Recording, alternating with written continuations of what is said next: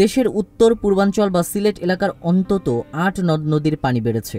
কয়েকদিনের টানা বর্ষণ এবং ভারতের উজান থেকে নেমে আসা পাহাড়ি ঢলে বিভিন্ন স্থানে প্লাবিত হয়েছে বিস্তীর্ণ এলাকা।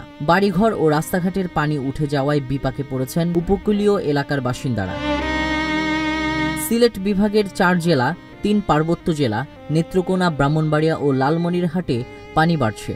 বন্যাপ্রবণ ৩ নদীর মধ্যে সিলেটের সুরমা, কুশিয়ারা ও মৌলভীবাজারের মনু নদের পানি বিপদসীমার উপর দিয়ে প্রবাহিত হচ্ছে। ফলে এই অঞ্চলের নিচু এলাকা বানের পানিতে প্লাবিত হচ্ছে।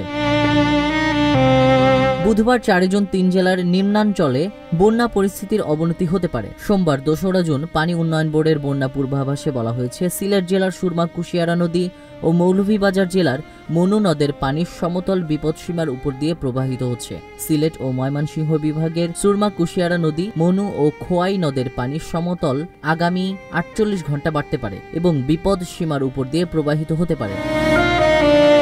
এর পাশাপাশি সারি, গোয়াইন, জাদুকাটা, ধলাই ও সোমেশ্বরীর পানি সমতল বিপদসীমা অতিক্রম করতে পারে। এ সময়ে সিলেট, মৌলভীবাজার ও হবিগঞ্জ জেলার নিম্নাঞ্চলে বন্যা পরিস্থিতি অবনতি হতে পারে এবং সুনামগঞ্জ ও নেত্রকোনা জেলার নদ নদী সংলগ্ন নিম্নাঞ্চলে বন্যা পরিস্থিতি সৃষ্টি হওয়ার ঝুঁকি রয়েছে।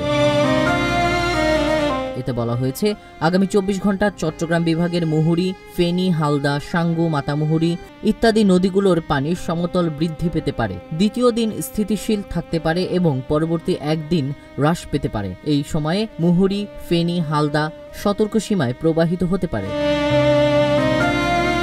পূর্বাভাসে আরও বলা হয়, ব্রহ্মপুত্র নদ ও যমুনা নদীর পানি সমতল বৃদ্ধি পাচ্ছে, তবে বিপদ সীমার নিচ দিয়ে প্রবাহিত হচ্ছে। নদ নদীর পানি সমতল আগামী ৪ দিন বৃদ্ধি পেতে পারে, তবে বিপদ সীমার নিচে দিয়ে প্রবাহিত হতে পারে। পরবর্তী একদিন নদ নদীগুলোর পানির সমতল হ্রাস পেতে পারে। এতে বলা হয়, গঙ্গা নদীর পানির সমতল স্থিতিশীল আছে ও পদ্মা নদীর পানির সমতল হ্রাস পাচ্ছে। আগামী ৫ দিন গঙ্গা নদীর পানির সমতল স্থিতিশীল থাকতে পারে ও পদ্মা নদীর পানির সমতল বৃদ্ধি পেতে পারে, তবে নদীগুলোর পানি বিপদসীমার নিচ দিয়ে প্রবাহিত হতে পারে।